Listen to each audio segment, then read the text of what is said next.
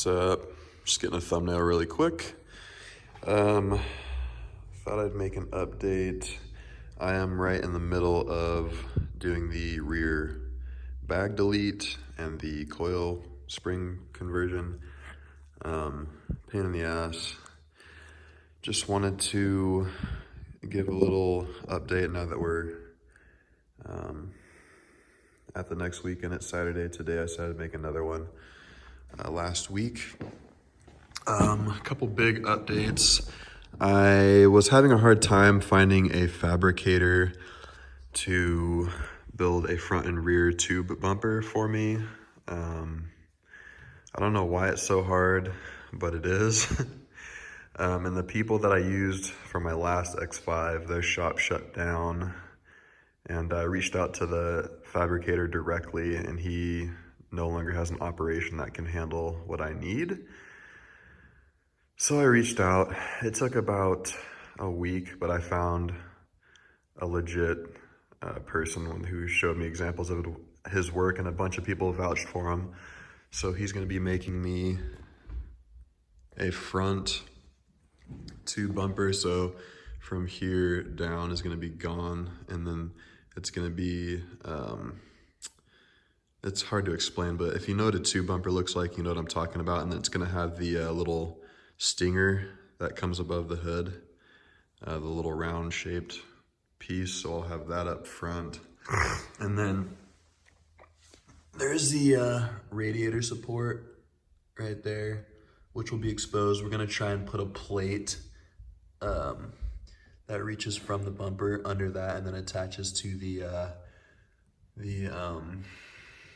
the oil pan and differential steel cover that BMW has stock under there.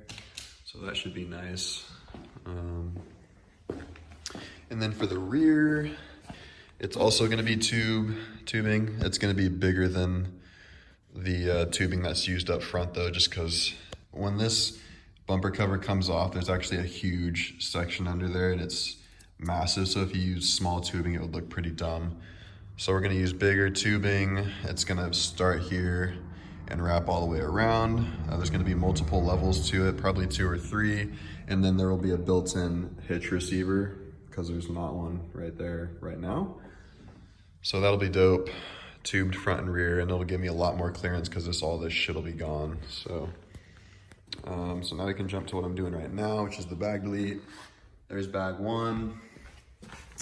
First coil spring is in. And I don't know if you remember what I was talking about last video, but that's what it sits on. It's sort of like stock. The stock would just be a pad, like just a one solid piece, and it has a little oval thing, and that's what this would sit on. This one is a little different. It's not OEM. There's a bolt that goes through the bottom. There's a hole on the bottom of this carrier, and then a nut washer combo goes on top and then snugs it down. That's what holds it in place. And then I don't know if you can see up top, not really, but there's just a single little pad that holds onto it in the stock location, because the stock location has like a picture of the hole that you can see into the trunk. Beneath that, it has like a little lip that held the bag in place, and that's what's holding the spring in place. It's not as long as I'd like it to be because it still feels like it could slip, but with all the weight on there, I doubt that's gonna happen. But yeah, this was a pain in the ass to get in. I've installed a lift spacer on this setup before. No idea how I did it because this was so tough to get in. Maybe this is a taller spring than stock, which would be nice because it would give me a little lift, but it was super hard. The way BMW designs their rear carrier and rear suspension is just ridiculous. Excuse me, ridiculous for modification, or ridiculous if you just want to pull the stock spring out and mess with it. Sorry, I keep hearing shit outside. But this control arm had to come off. Obviously, the shock absorber came off. Oh yeah, and the sway bar link I took that all the way off. And yeah, it's a super, like, there's no give to it. So it took a lot of strength to get that in there. It'd be much easier with two people, but like I said, I don't really have a second person. So yeah, that's where we're at right now. I'm going to tighten everything back up. I had to pull out eccentric bolts in order to get the arms out, so I have to go check the other side and see where they're sitting at so I don't fuck up my alignment. Either way, I'm gonna dial the camber all the way out to as close to 0 or positive as possible, because this side was sitting super negative, which is quite common on the E53s when the bushings start to wear out. So I normally just max the camber to as close to positive as possible to counter that until I get new bushings. So yeah, once I don't know if I'm gonna do the other side tonight. It's like 6:45. And I worked on this side for 4 or 5 hours, so I don't know if I have energy left. Either way, I'm gonna get this side snugged up, and then I'll put the wheel back on, and I'll show you guys how it looks, but I might not be able to get to the other side. So we'll see what happens next clip. All right, we're about 2 hours after the previous clip. Second bag is out. Second coil spring is in, everything is good to go. I'm kind of just cleaning up at this point. So yeah, second one went way better. Honestly, it was still as hard, but after doing the first one, I just kind of knew the little tricks to get the new spring in there. It was still a pain in the ass, and it still took pretty much all of my strength. I was like straining, and I'm a pretty strong guy. So I would highly recommend doing this job with 2 people. It would just be not way easier, but definitely easier to get the coil spring in, because what you end up having to do is putting your foot on the hub and putting all your weight down to get the carrier down as far as you can go while you're pushing the spring up into its little housing, because there isn't a lot of room. There's probably from here to here you have space to get the spring in, and the spring is tall as shit. So it's super hard to squeeze in there. So I was essentially like putting my foot on the hub, pressing down while bending over and trying to force the spring in. It was not an easy job, but I'm glad it's done. I don't know if you could see it on the last clip and compare it, but I was a little worried when I dropped this side because it was sitting about right here, and I was like, is that where it's gonna be sitting forever? And I was like, I hope when I put the spring on the other side that it'll raise both up, because that bag over there was completely flat. So I was hoping that it lowered the car entirely, and it did. Thank God. I gained about another inch after installing the other spring and bringing them up to equal height. So thank God for that. Way more clearance over here now. I'm still going to cut probably right here, just for peace of mind. But before I did the spring conversion, it was pretty much sitting on the tire right here, and now I can pass my hand through it. And then here I have about 2.5 inches, and there's not much suspension travel on X5, so that's honestly probably fine. If I need to, I can cut right here along this little line. I don't want to make it look like shit though. I'm already pissed off I had to pull this, see that black trim there? If you saw in the last, did I pull it off before the last clip? Anyway, this trim is supposed to follow all the way around right here and connect, and it looks kind of trashy now that I took it off. I can put it back on, but it takes a little clearance away. So if I don't see or feel any hear any tire rubbing, I may put it back on and just like stop it right here or something and just cut it, because it looks way cleaner when there's a black trim piece there. But we're not going for a completely clean, but I want it to be as clean as possible, you know? I don't want it to be like a complete piece of shit looking vehicle. So yeah, stoked. I thought it was gonna take another 4 to 5 hours to get that second one off. It didn't. It took me about 2.5. So yeah, like I said, I'm cleaning up now. One shitty thing that I'm not sure what I'm gonna do about, as I was working, I happened to glance over, let me get the light really quick. I happened to glance over and saw that. Now, where might that be coming from? Oh, the transfer case.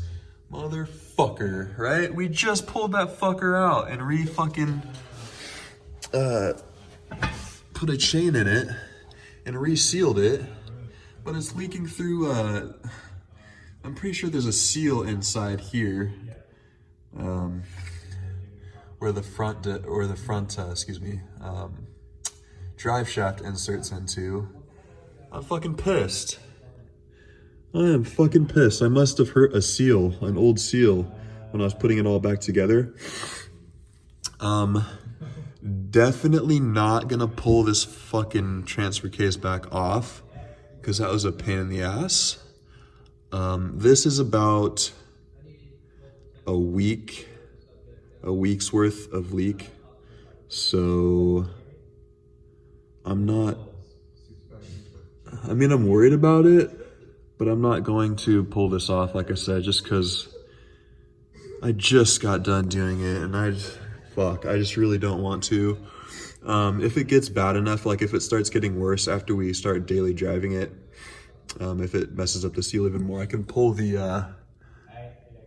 I'll try and drop this little shield guard, pan guard, and see if I can take the drive shaft off from the front, slip it out this way, and see if I can leave the T-case intact, drop the drive shaft, and do the seal just right here, or at least patch up wherever is leaking with some Permatex maybe. So yeah, that kind of sucks, but you know, not everything can go perfect with this kind of shit. So, but the good news is pretty much all the hard shit is done, unless I break something. Because we got the T-case rebuild done. That was, I would call that hard, or at least time consuming. I knew the bag conversion was gonna be somewhat difficult, but not as difficult as it was, so that was even harder. So now we can actually drive it because we have some clearance. I'm going to either cut the bumper or pull it all the way off, because like I said, I'm getting a tube bumper, but I need to drive this around and make sure that it runs well. So in the meantime, I need to make sure I have front tire clearance, which I don't currently, because nothing's been touched. So I'm gonna get to that. Maybe I'll do that tomorrow because it's easy. And once I do that, I think we'll be good for our maiden voyage. Ooh, no. So, sorry, I'm getting ahead of myself. This is why we need to use the fucking board. Why didn't you guys remind me? God damn it. I need to get a dry erase marker. So, now that you can see my hand, we need to do the transmission pan drop. But first, we're going to just do a drain and fill. Then we're gonna drive around for a little bit and get the new fluid mixed up with the old fluid. And then we're gonna do the full pan drop, filter replacement, refill, so we can get pretty much all new fluid in there. I think it's either 2 or 3 times you have to drain and fill it, because there's some that's stuck in the torque converter and all that shit. So we'll get most of the old transmission fluid out, get the new filter in there, seal it back up, refill it, and then we need to do the front differential fluid, because I haven't done that yet. So I'll do that. We'll do some clearancing, like I said. And then we should be good for the maiden voyage. And I'll bring you guys along with me. I'll try and get a phone mount before I do that. That way I'm not holding my phone while I'm driving. I need to be paying attention and making sure nothing's going wrong. Yeah, so happy episode. I am ecstatic. I thought that was gonna be way harder and I was getting pissed off.